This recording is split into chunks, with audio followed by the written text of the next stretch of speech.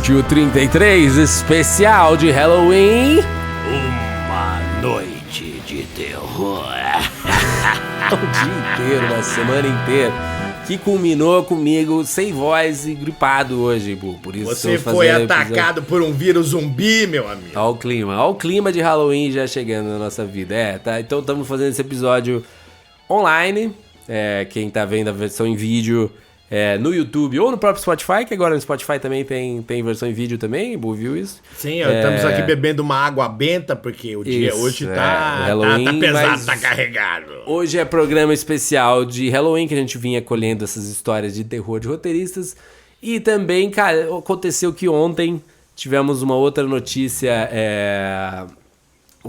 ruim, né? Assim, uma notícia triste, que foi a morte do Matthew Perry, o Chandler do Friends, seriado que nem eu nem o Embu, vamos ser sinceros com a audiência, somos assim, tipo, uau, vimos todos os episódios, mas a gente vai falar um pouco sobre nossa relação com o Friends depois, mas, pô, é uma série que marcou...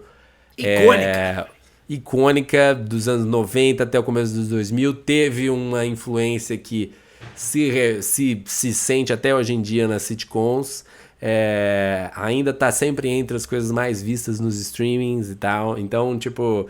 E a gente resolveu, como aconteceu isso, a gente fazer uma coisa especial que a gente já fez algumas vezes em alguns episódios do Roleiro, que a gente traduziu uma primeira cena do piloto de Friends. Então a gente vai fazer uma leitura e dar uma analisada nessa primeira cena do piloto de Friends, falar um pouco sobre personagens, como eles apresentam os personagens e tudo mais. Mas, como o Embu fazendo essa iluminação de Boris Karloff ali... O terror não me deixa esquecer, a gente começa pelas histórias de terror. As histórias que roteiristas brasileiros, ouvintes do Roleiro, mandaram sobre situações horripilantes que já aconteceram com eles na sua vida profissional. Sim, aquele chefe... Pip! Eu ia falar cuzão e mesmo fiz o pip, mas tudo bem. O cuzão sai do clima, né? Exatamente. Aquele cara que lascou sua vida, aquele projeto roubado que você caiu. Então, a gente recebeu várias histórias, e recebemos também muita gente dizendo, pô, eu quero mandar, eu não tô com tempo de fazer ainda, não sei. Então a gente decidiu, vamos ler algumas das histórias que chegaram hoje. A gente vai ler algumas e a gente vai guardar, e também vamos manter aberto o canal pra quem se inspirar, contar também. Então, sempre que se a gente tiver uma história aí de terror que aconteceu na sua vida profissional, manda pra gente que a gente lê. A gente adora ler essas coisas, contar aqui e falar, puta merda, foi foda isso também. Não vamos ajudar muito, porque o horror já aconteceu, mas pelo menos você vai poder dividir com a gente. Nós vamos ouvir a sua história, vamos ler a sua história. Você desopila um pouco, a gente conta aqui, e em algum lugar do mundo... A pessoa que fez esse terror com você vai acabar ouvindo isso também, vai se envergonhar em silêncio. E talvez ela fique com medo. Sim, do que pode acontecer. Certo, então, Embu, vamos para as primeiras histórias, então? Vamos numerar lá. Simplesmente, porque aqui é segurança total, anonimato, nem o Snowden vai saber quem mandou aqui, então a gente vai simplesmente numerar. Eu vou até fazer um efeito especial aqui, de vídeo. Tarará. Vamos para as histórias de terror do Roleiro. Caralho. Embu, por favor, conte a primeira história enviada para nós por Roteirista 1. Em 2018, após 10 anos de desenvolvimento, abre parênteses, Sesc, SP Cine, Ibermídia, Cannes, San Sebastian, meu longa ganhou um edital para ser rodado. Até então, o diretor/produtor era meu amigo. Além do longa, escrevi 2 projetos que tinham conexão com o longa. Um curta que foi rodado em 2015 e uma bíblia de série infantil com a mesma personagem principal, que foi selecionado para um edital de desenvolvimento na mesma época das filmagens do longa. Acompanhei os primeiros dias de filmagem e, assim que fui embora, o diretor-produtor me ligou pedindo para eu alterar o registro da Biblioteca Nacional. Peraí, essa caixa alta aqui tá me dizendo que vem coisa pesada pela frente. Não, já é uma coisa pesada, né? O diretor já tá pedindo pra você alterar o registro. Ele registrou no nome dele E aí o diretor te liga e fala, dá pra você alterar quem é que é o autor disso aí na Biblioteca Nacional? Olha só. Olha, ele pediu pra alterar pra incluir o assistente de direção, que era argentino, como coautor, para poder pegar um dinheiro e participar de um edital na Argentina. Olha. Eu, obviamente, disse que não. Depois descobri que seria um crime, inclusive. E olha só, o amiguinho crime se fazer safou. Sem indiciado. E aí a coisa desandou, irmão. O diretor surtou, disse que eu não queria que o filme ficasse pronto, etc, etc. E basicamente não nos falamos mais. O filme terminou de ser rodado e nunca ficou pronto. Todo mundo brigou com esse diretor / produtor, atores, diretor de fotografia, produtores. A única coisa que eu vi até hoje foi um teaser. Não bastasse essa frustração, ele registrou o curta no MDB como escrito e dirigido por ele. Ah, Olha traição! Consegui acrescentar meu nome como roteirista, mas não tira o dele. Estamos lá como coautores, sem falar que o curta nunca foi lançado direito, ele simplesmente existe no mundo. E para coroar, do prêmio de desenvolvimento da Bíblia, não vi nem o cheiro. Olha Tenho lá. quase certeza que ele escreveu o projeto do edital como criador e não como produtor, por isso embolsou toda a grana. Em suma, nunca vi meu filme pronto, nem o dinheiro do edital que eu ganhei. Fim. História tenebrosa, hein, meu amigo? História... História tenebrosa. Roteirista 1, contando sua triste história de desenvolver longas. Agora é sua vez de contar uma história, hein, Gustavo? Vamos lá, roteirista vamos 2. trabalhar. Fui contratada para ser criativo de uma produtora. Ah, você vê que a pessoa já deixou o gênero aqui ambíguo, então realmente não dá pra traçar de quem é que tá contando. Exatamente. Era meu primeiro trabalho sério como roteirista. O combinado é que eu faria análise de livros para eles, dizendo se poderia ou não ser uma boa adaptação. Se eu fosse, eu estaria responsável por adaptar por um valor fechado. Se fosse, né? Se o livro fosse bom. Aham. Durante meses me foi pedido adaptações em tempos insanos, como 1 semana, 10 dias. Nossa! Quando eu perguntava o valor, É uma semana pra adaptar um livro em filme. quando eu perguntava do valor dos roteiros, me eram dados valores baixíssimos e que seriam pagos apenas se ou quando o projeto fosse acontecer. Ah!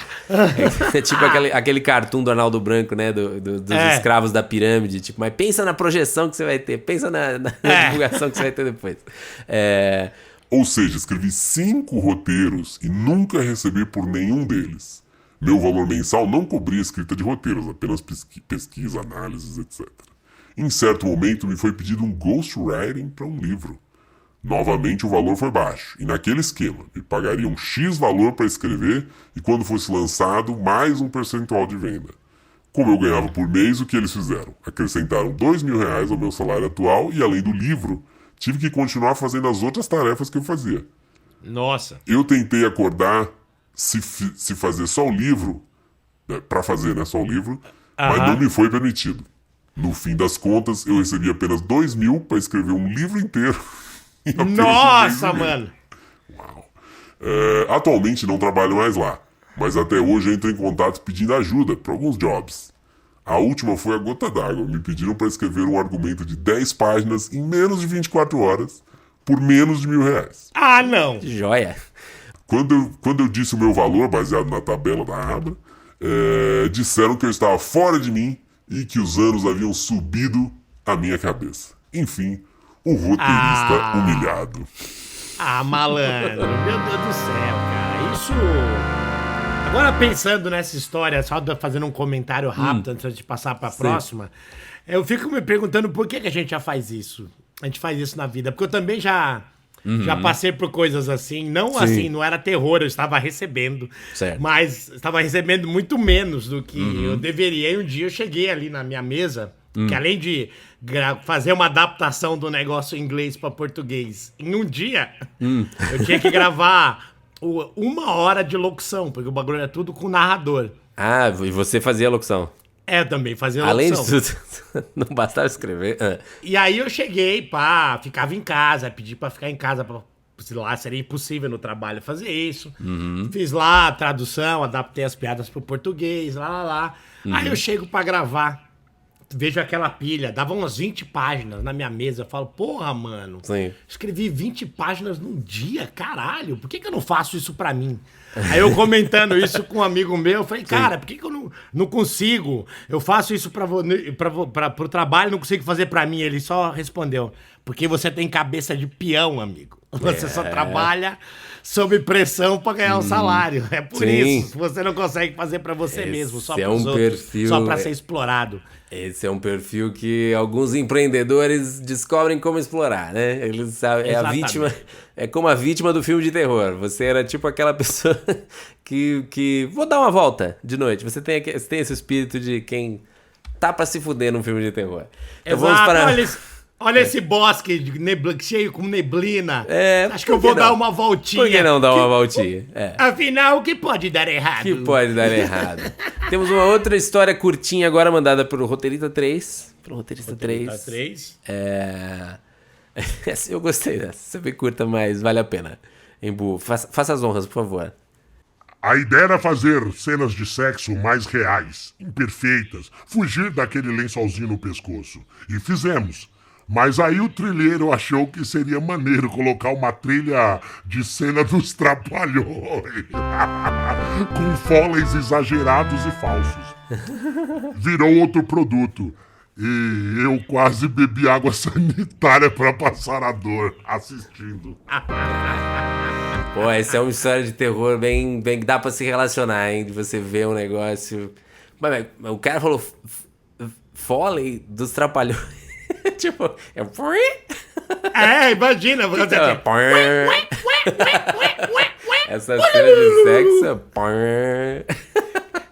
Cara, vamos tentar... Você de casa que tá ouvindo a gente no busão, seja lá onde você estiver, imagina isso, uma cena de sexo, imagina o instinto selvagem, imagina a cena nervosa de sexo com foley de Trapalhões, de comédia.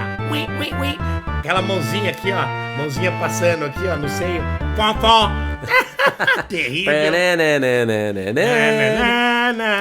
Difícil. Essa história é triste, hein? Eu já tive experiências de ficar meio envergonhado do resultado final quando eu assisto na TV, mas acho que não nesse grau. Temos outra história aqui enviada por Roteirista 4. Eu fui chefe de sala numa minissérie para um canal X. Quando começou a sala, no primeiro dia, uma das donas da produtora, que era responsável pelo desenvolvimento na casa, me avisou que iria assinar a redação final comigo. Avisei. Sou redatora, cara. Sou redação final. Eu e os roteiristas já estávamos contratados, começando a trabalhar. Fiquei numa saia justa, mas como era minha primeira série como chefe e queria ser produzida, topei. Achei que inocente, ao longo do processo, ela fosse escrever ou, ao menos, participar mais ativamente do processo, dar muitos notes, etc. Mas não. Ela não escreveu uma linha, não corrigiu uma vírgula. Nada. Tampouco deu uma ideia relevante. E aí, nessa história, eu ainda perguntei depois assim, mas ganhou crédito? E o roteirista 4 falou, ganhou crédito. Isso é triste, né? Porque... seria uma carteirada, seria praticamente um abuso de poder. Essa é um tipo de história de terror bem comum, assim, que é meio curioso, né? Porque é um paradoxo, tipo, ao mesmo tempo em que a profissão de roteirista é desprezada e os produtores e diretores acham que roteirista não faz merda nenhuma e só tá fazendo uma coisa, todo mundo quer assinar como criador. Exato. Tipo, nenhum diretor quer que a gente assine se a gente dá um palpite sobre alguma coisa, tipo, assinar a direção junto. Eles não querem. Mas se dá uma... Se o cara der uma sugestão no roteiro, quer lá o nome dele junto assinando. Impressionante. É engraçado essa coisa. Uma vez eu fui numa festa da galera do cinema e tal, aniversário de uma amiga minha que é diretora. Aí eu tô lá numa festa. A festa tava muito legal, inclusive. Era na casa de um dono de uma produtora e tal. E aí eu reparei que eu estava numa festa de diretores. Todo mundo era diretor. Certo. Meio na festa. E aí, mas a galera legal, aí cerveja pra cá, cerveja pra lá, a gente começa a conversar. Aí um cara, gente fina, assim, um maluco carioca virou pra mim assim, não, cara, porque o negócio de diretor, o streaming, o Netflix, isso tá acabando com a gente.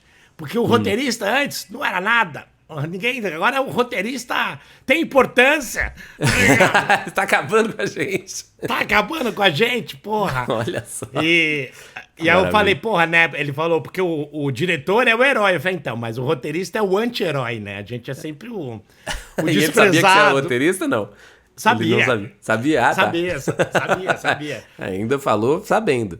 Ela falou, sabendo. É isso, olha, meus colegas, meus amigos, olha só como nós somos tratados, como uma ralé. Mas isso é mentira, isso vai mudar. Vamos para mais uma história? Vamos para mais uma história de terror, essa aqui um pouco mais elaborada, que veio pro episódio do Halloween. Eu não sei dimensionar ainda como essa história me afeta. Já me afetou mais? Não sei, não faço ideia. Lido melhor com ela hoje? Realmente não sei. Você vê que tá abalado o depoimento dele. Na maior parte do tempo procuro não pensar a respeito, mas me serviu de lição.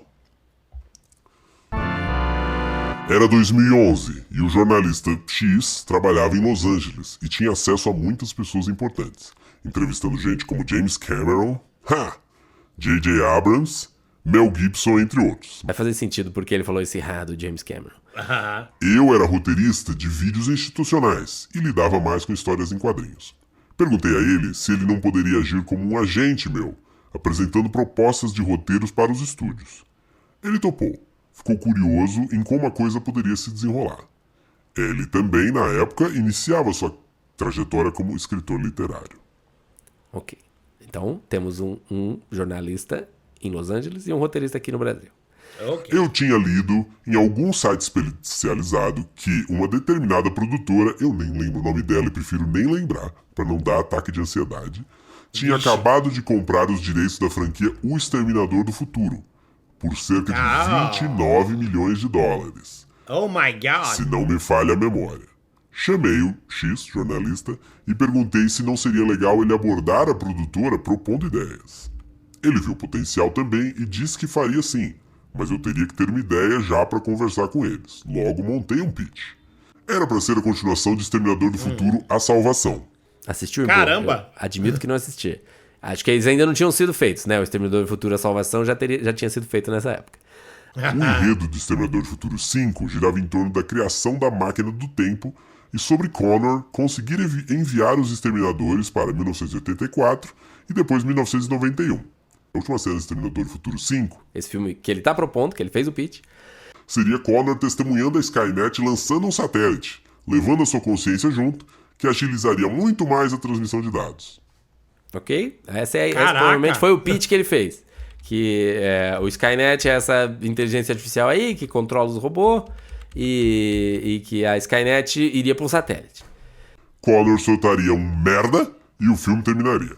O X, jornalista, curtiu a ideia e disse que queria escrever os roteiros junto comigo caso a coisa fosse pra frente. Topei. Todo mundo quer escrever o roteiro junto, né? Impressionante. Todo mundo. Eu Depois quero ver que você na tem hora ideia, lá quem falar. Então, amigo, tem que entregar uma versão Topei. aí sexta-feira. Não sei.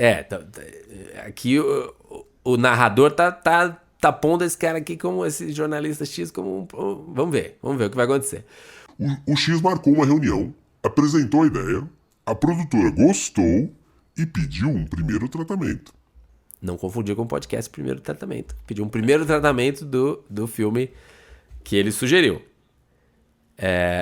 Não assinamos nada nesse momento e esse foi o nosso erro. De O Exterminador do Futuro sempre foi uma franquia especial pra mim, porque o relacionamento com meu pai sempre foi bem ruim. E uma das poucas lembranças boas que tenho com ele foi quando ele comprou o nosso primeiro videocassete e alugou os seguintes filmes. O depoimento tá se abrindo pra gente aqui.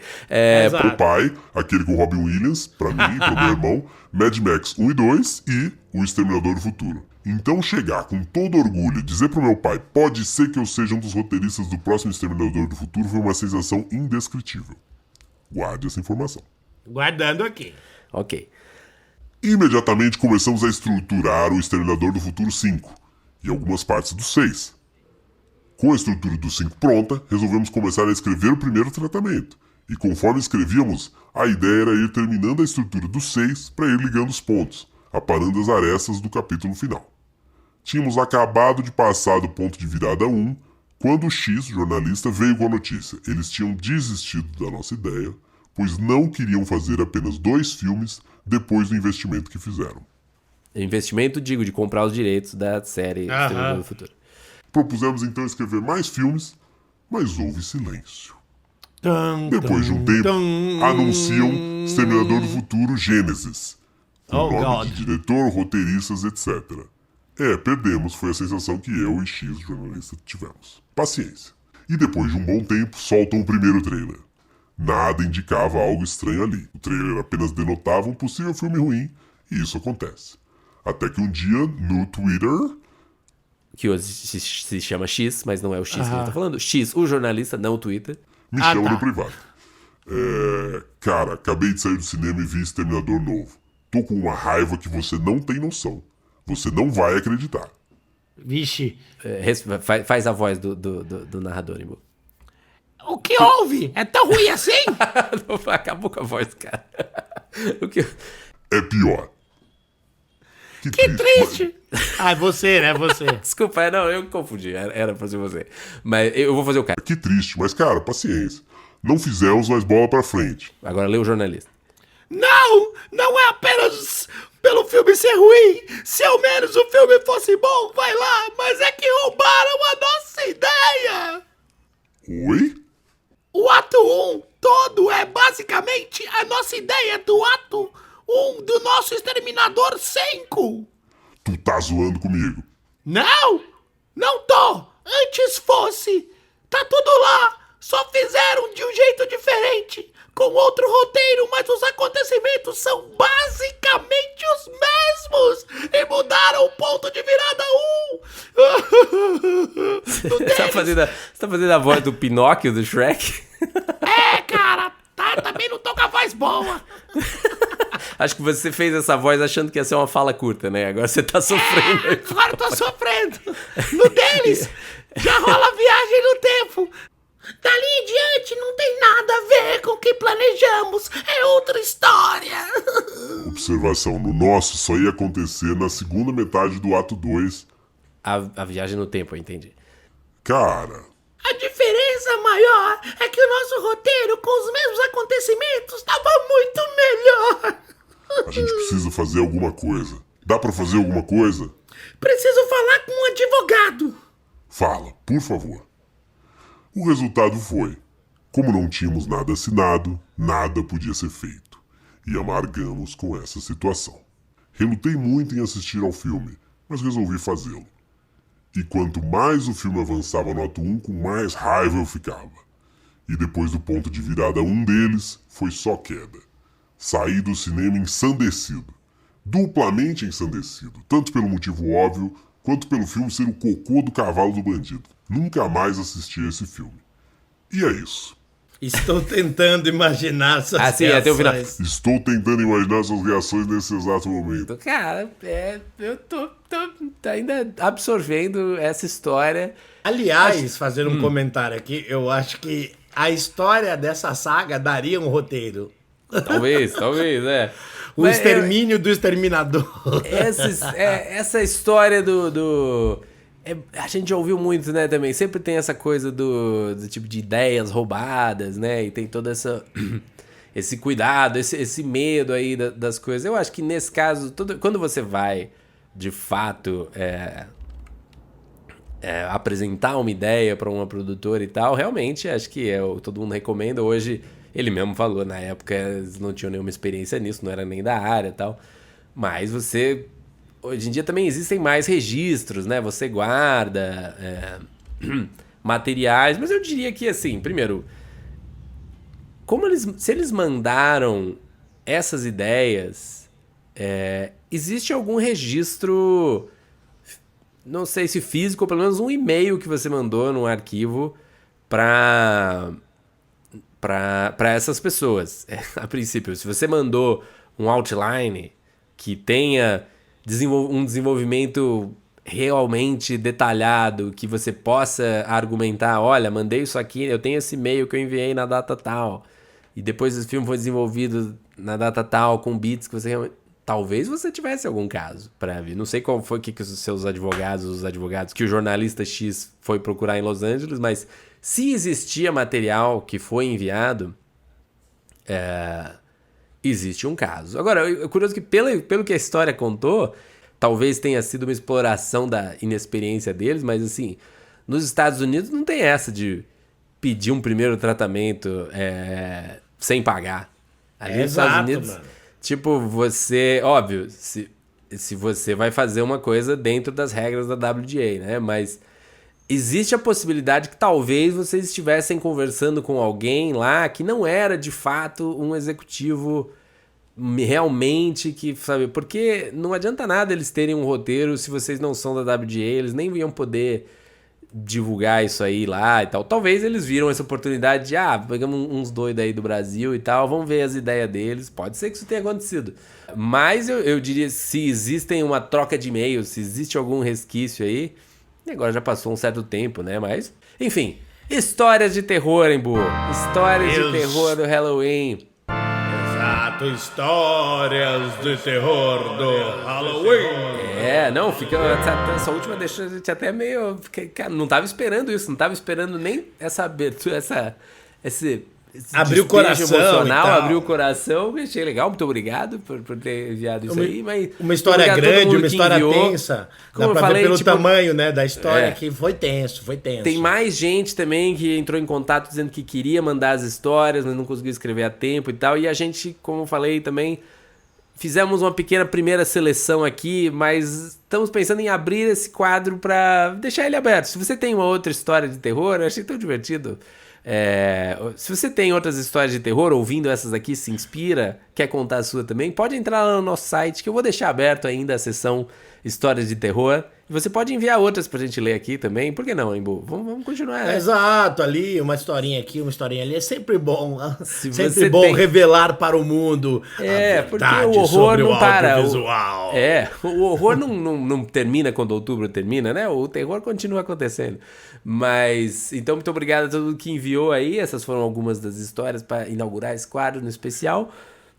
De Halloween, do Roleiro. E agora a gente vai para o segundo assunto aqui desse programa, que é um fato triste que aconteceu também, né, nesses últimos dias. Sim, um domingo muito triste, muito triste. Domingo muito triste, porque no sábado, agora, dia 27 de outubro, morreu o ator Matthew Perry, que marcou muita gente como o Chandler do Friends, né? Tipo, um personagem aí pra nossa geração, né, Embu? Sim, tô colocando a gente junto na geração. Você é Gen X, eu sei, mas eu sou Millennial, mas para nossas duas gerações foi um seriado importante, né? Foi um seriado importante. Eu não gostava muito porque eu não me identificava com aqueles amigos, mas mas fez parte, aquela coisa igual Entre Tapas e Beijos. Eu não sei porque eu sei cantar música, mas eu sei cantar música. Isso me lembra, isso que você falou, que quando eu tava lá nos Estados Unidos e falou-se sobre Friends, tem uma polêmica lá que eu não lembro de ter chegado muito aqui no Brasil, que muita gente acha que Friends era uma cópia de uma outra série chamada Living Single, que era uma série só com jovens negros que iam pra faculdade e moravam juntos numa casa no Brooklyn. Eles estavam indo fazer faculdade. E eu não sabia, mas isso depois eu dei uma pesquisada, isso realmente foi algo falado ali, né? Tinha a Queen Latifah, era da Fox, e teve 5 temporadas ali, terminou em 98, então não é que também o Friends acabou com o sucesso do Living Single, os dois estiveram no ar ao mesmo tempo. Eu acho que até o público era diferente, principalmente pensando em termos de Estados Unidos, não é mesmo? Total, Agora é estranho ter uma série só com gente branca como o Friends era, né? E enfim, tende-se a ter um cast mais diverso desde o começo. Mas, nos anos 90 era esse contexto. Mas o que o Friends fez, tem 1000 razões por aí. A gente pode ver que, óbvio, o fato de serem todos brancos também ajuda muito mais, né? Morar em Manhattan, né? Morar em Manhattan, ser ricos. Mas eles foram muito eficientes na criação de personagens. Óbvio, ele é daquelas séries que tem a sorte doida de, né? Você fazer um casting que é perfeito para aqueles papéis, né? Você encontrar os atores que se encaixam muito bem naqueles papéis. Exato, perfeitamente.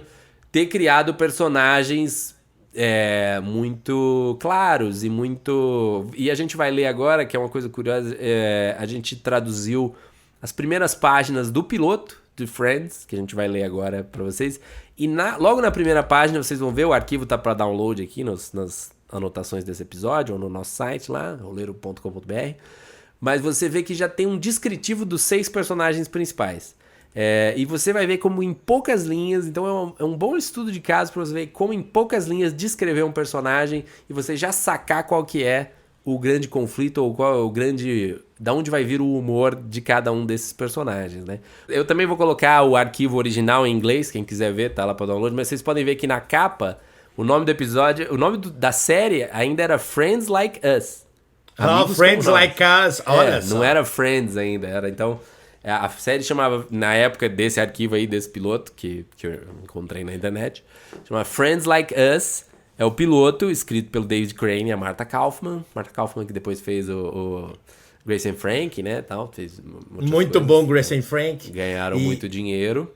E antes de começar, eu quero te fazer uma pergunta, que não tem nada a ver, mas tem a ver. Você consegue tocar a abertura do Friends aí no nosso tecladinho? Não. Tá.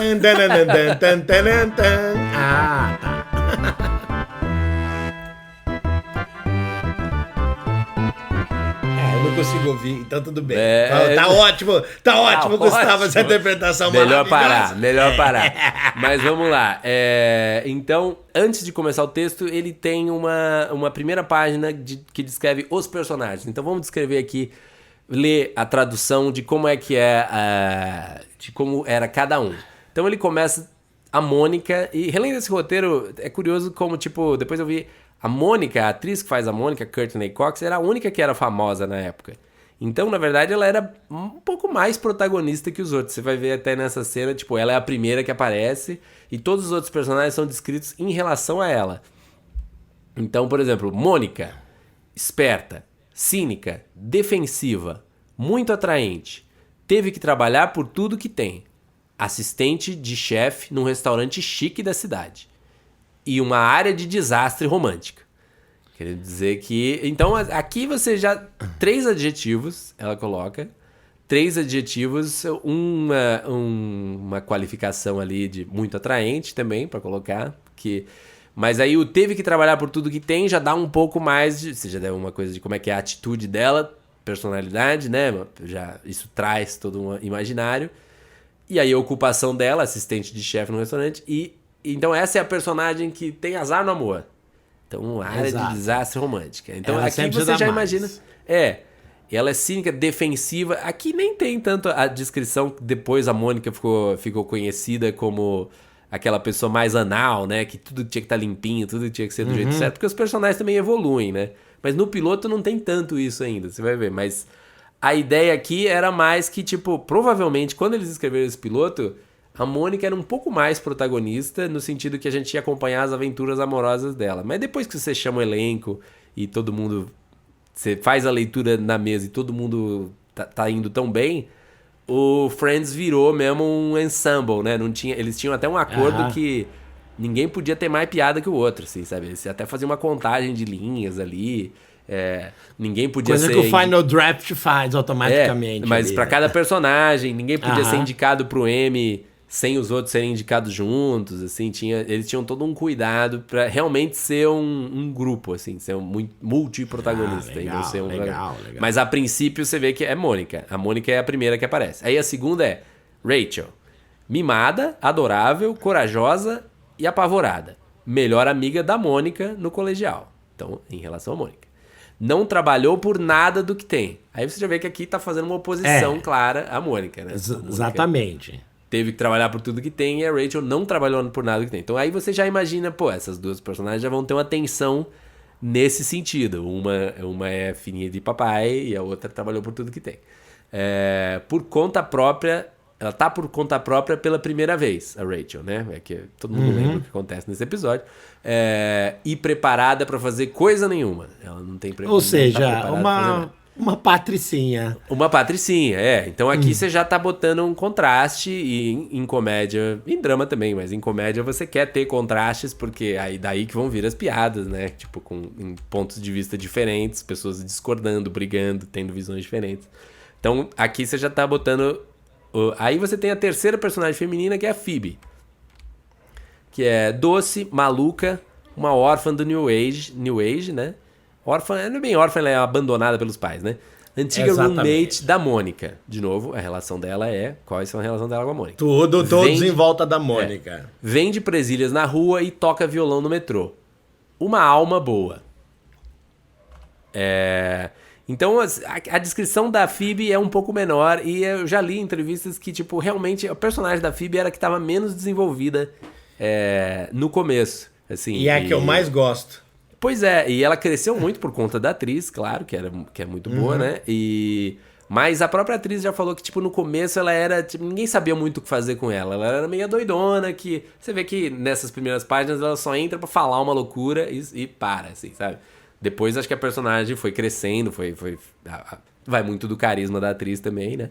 Mas essa descrição, é bom que você já meio que dá até pra enxergar nesse começo que eles não tinham desenvolvido tanto assim ainda a Phoebe. Aqui Ross, inteligente, emocional, romântico, irmão da Mônica. Recém-divorciado, então aqui já tem um pouco qual é a questão dele atual, encarando a solteirice com fenomenal relutância. Então, você já sabe, saca qual que é o problema dele, que ele é um romântico. Um paleontologista, não que isso importe. Então, aqui já tá, você que já tá dando uma deixa de que, tipo, ele se importa e ninguém se importa que ele é paleontologista, as piadas vêm um pouco disso. Então, você vê que com muito pouca coisa já tá transmitindo muito da personalidade que eles estavam imaginando, né? Isso é uma boa referência para todos os amiguinhos que querem fazer um roteiro. A descrição dos personagens é importantíssima. É importantíssimo, mas você vê que você só consegue chegar numa descrição dessa se você já pensou muito bem nos seus Claro. Isso é só o resumo mas... que você vai mostrar para os Exato, amiguinhos. mas o ideal é você conseguir chegar num resumo desse naipe, né? Então, Joey, bonitão, macho, cheio de si. Vive no mesmo andar que Mônica e Rachel. Então, de novo, qual é a relação dele com Mônica? Quer ser um ator. Na verdade, quer ser o Al Pacino. Ama mulheres, esporte, mulheres, Nova York, mulheres e, acima de tudo, Joey. Então, aqui você vê que também eu acho que no começo ele era mais um narcisista, mulherengo, do que aquele burrão que ele acabou virando, Exatamente. estúpido total, né? Mas que também era muito engraçado. Mas aqui você vê que a intenção original do personagem era que ele fosse esse contraste com o Ross também, né? Porque o Ross era o cara que tá sofrendo, romântico, não sei o quê, e aqui tem um mulherengo, então você já vê que esses pares aqui tá claro qual que vai ser a diferença deles. E o Chandler, chegando no falecido aí, no personagem, tipo, ele é um pouco como a Phoebe no caso de aquele arquétipo do Jester, né? Do Coringa, o cara que faz... Mas, curiosamente, a descrição dele é a mais longa nessa página, e é a última. E você vai ver que ele tem uma coisa de fechar as cenas, assim, também. A gente vai ler algumas cenas que ele sempre dá a palavra final. Porque ele era o cara que dava aquele button, né? Que eles falam, a piadinha que fecha ali as coisas. Mas era Chandler, engraçado, seco, um observador irônico da vida de todos. E da sua própria. Trabalha na frente de um computador fazendo algo tedioso num cubículo claustrofóbico em um prédio de escritórios como outro qualquer. Sobrevive por conta de seu senso de humor e salgadinhos. Olha só, viciado em snacks. Ele é um personagem... Você vê que aqui nem tá colocando muito qual que é o drama dele aqui, né? Porque eu acho que ele foi imaginado um personagem quase como um alter ego dos autores ali, porque é o cara que tá lá só pra fazer umas piadas, sabe? Ele não tá muito envolvido no começo, né? Depois, óbvio, ele cresce na trama também, porque o ator era muito bom, virou um querido do público.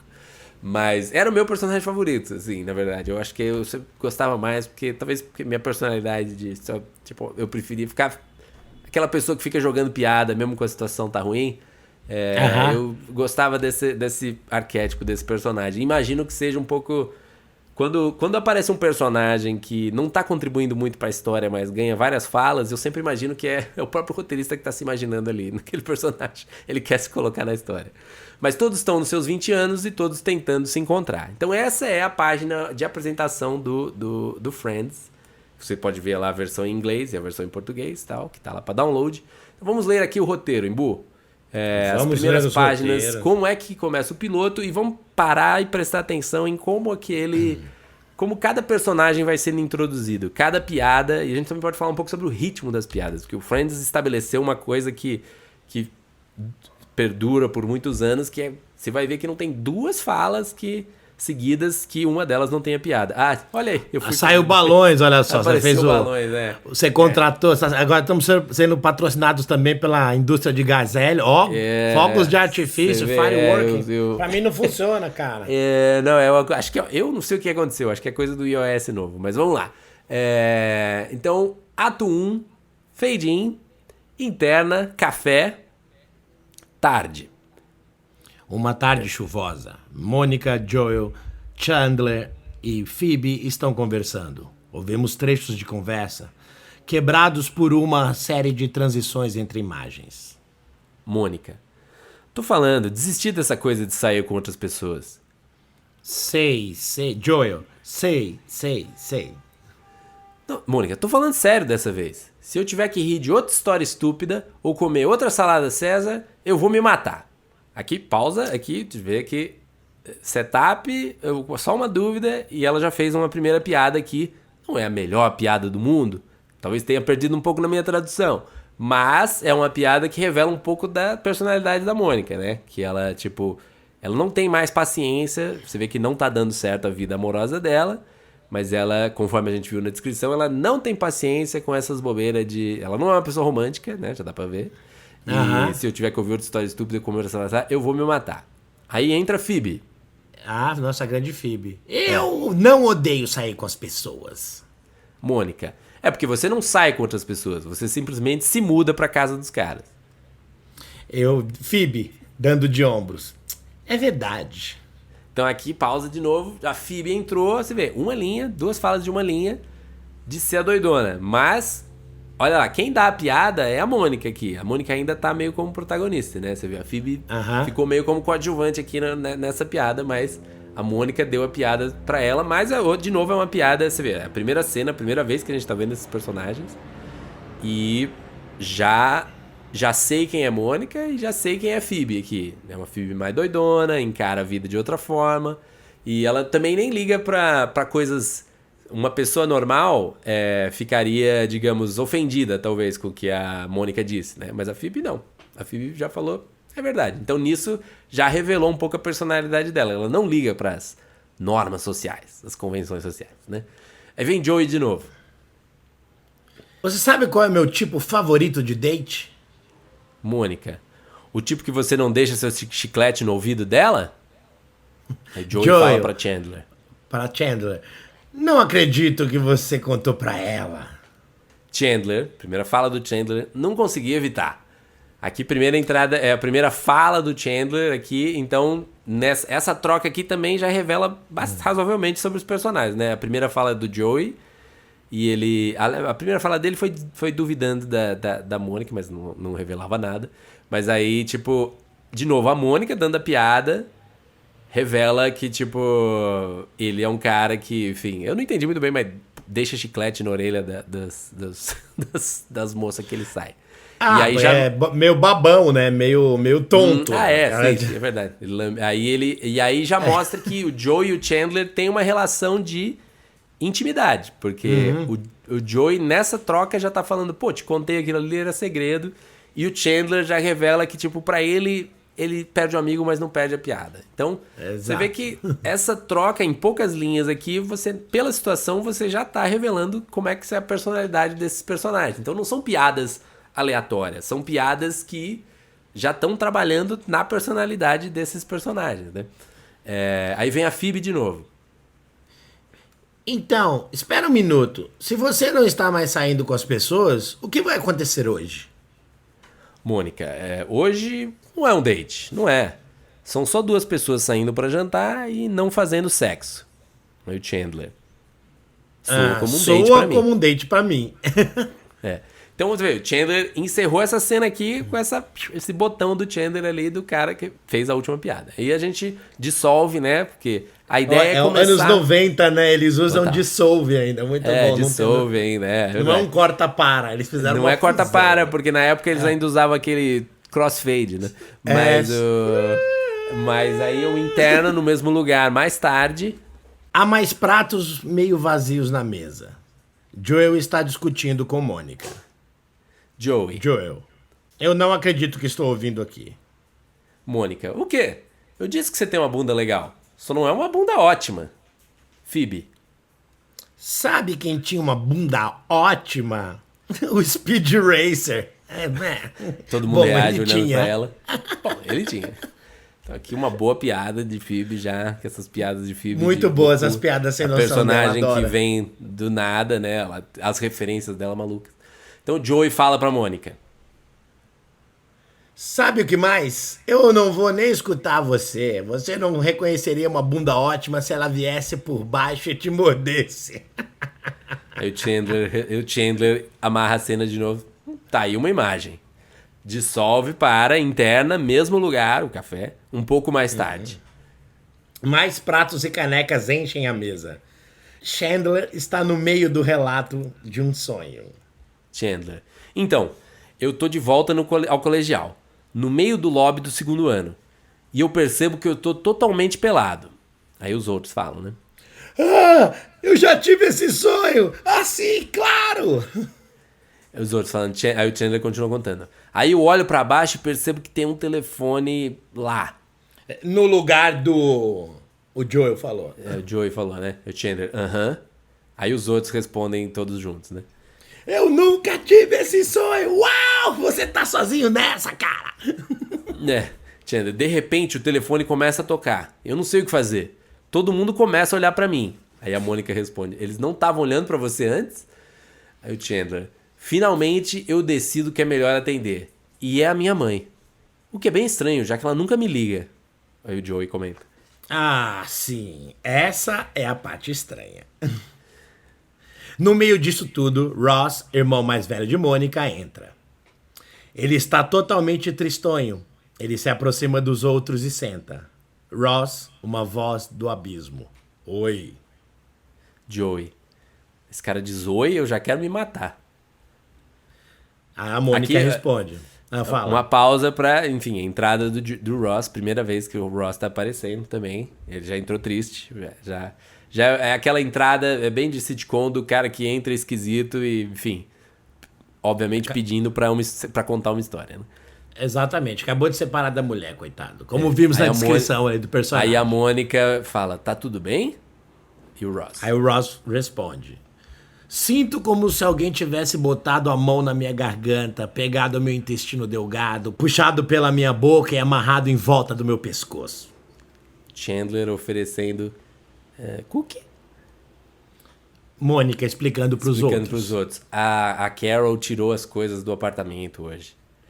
Phoebe vai até Ross e mexe suas mãos loucamente perto da cabeça. Ross, desviando. O que você tá fazendo? Phoebe. Limpando a sua aura. Ross. Bom, não. Só deixa minha aura em paz. Eu vou ficar bem. Sério, olha. Eu espero que ela seja feliz. Mônica. Não espera. Ok, não espero. Ok, eu espero que ela seja feliz, mas não até eu ser feliz. Que pode levar uma eternidade. Mas que se dane. Ela que me abandonou. E aqui a gente vai... A cena segue ainda. É uma cena curiosamente longa. Tem 12 páginas no roteiro original. Vocês podem ler ali a cena no roteiro original. Vai quase até o meio do episódio. Que é curioso para um episódio piloto, né? Mas todos os personagens são apresentados, né? Então você... O que a gente já teve aqui, né? A Mônica começa se apresentando como tipo... Tô cansada dessa vida de dates. Mas vai ter mais um date ainda hoje nesse episódio. Então esse já é o arquinho dela. Phoebe, crazy, né? Sempre vai falar uma coisa... Aqui no momento ela tá mais coadjuvante, né? Ela não tem nenhum plot dela acontecendo e tal. O Joey é apresentado como, né? O cara que entrou só pra falar... De novo os balões.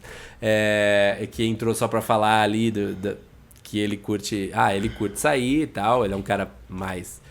Aqui tá quase mais bem ajustado do que os outros, né? Porque ele ainda não tem aquela característica do burrão dele.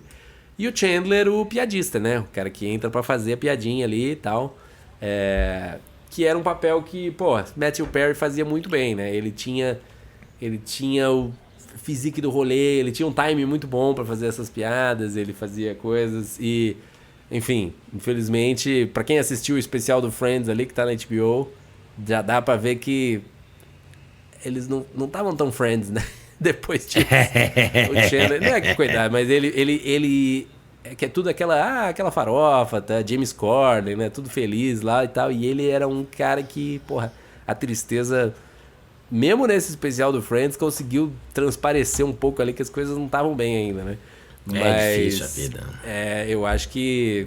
Enfim, como é que é? Ele fala uma coisa... E é uma piada boa até que ele faz também na hora que ele fala... Não, a gente se fala sempre... Eles estavam todos falando, não, a gente consegue, se fala sempre e tal. E aí ele falou, é mesmo? Eu andei ligando e ninguém atendeu. Ele meteu essa no... Nossa, jogou sincerão, mandou o sincerão na parada. Vale assistir agora esse especial do Friends aí, que tá na HBO. E é isso, Embu. Acho que estamos terminando de uma maneira aí, numa nota triste, porém... de homenageante aí da história do Matthew Perry, uma grande perda, um cara jovem, 54 anos, uma grande perda, num seriado icônico. Mais velho que tu só, da sua geração, Gen X também. Ele nasceu no começo dos anos 70. Quer dizer, né, ele nasceu no meio dos anos 60, pra falar a verdade, quase final. Não me envelhece não, rapaz. Ele já era boomer? Não era boomer, acho que ele devia ser Gen X. Mas essas coisas, né? Que importa? Que importa? Mas foi isso, então. De novo, muito obrigado a todo mundo que mandou suas histórias de terror aqui pro nosso especial. Não deu tempo, não deu pra ler tudo aqui, que a gente fez um rearranjo no programa. Mas a gente vai manter a sessão aberta. Porque gostamos muito de receber suas histórias. Então, se você ouviu isso, se inspirou, lembrou de alguma história de terror que você já viveu na sua vida profissional, mande pra gente. Pode mandar pra gente aqui também, mande pra nós. A gente tem um formulário ali totalmente anônimo, não precisa nem colocar seu e-mail, é só mandar pra nós, contando sua história. E se você tem uma história mesmo de ficção, que você, roteirista, escreveu uma história de ficção e quer ouvir dois renomados atores com anos e anos de experiência no mercado. Mas se você quer ouvir aqui sua história sendo lida e a gente dando umas farpitadas em cima, também mande pra nós. Tem outra página lá, ou você manda direto no roleiropodcast@gmail.com, ou você vai lá no roleiro.com.br, tem a seção lá, mande seu roteiro, mande sua história e a gente pode ler ela aqui no programa, no fim do programa. Sim. É isso, eu vou te mandar agora, balõezinhos pra você, Embu. Olha, muito obrigado, festa do Gás. Hoje é festa do Gás Hélio. Um joia pra tu também, aqui, o do cara é de boy, mano, o meu não faz nada, não acontece nada. Agora eu fiquei até claro, eu fico na escuridão. Se eu faço assim, tem confete. Olha só. A diferença entre a Vila Madalena e a Cracolândia fica nítida nessas transmissões de Zoom. Até nos efeitos disponíveis, né? Eu tenho um pacote VIP de reações. Mas, fogos de artifício, então, muito obrigado pelo programa especial. Terminando com chave de ouro em Copacabana. Copacabana, sim. Falou, a gente fica por aqui. A gente se lê por aí. Até o próximo.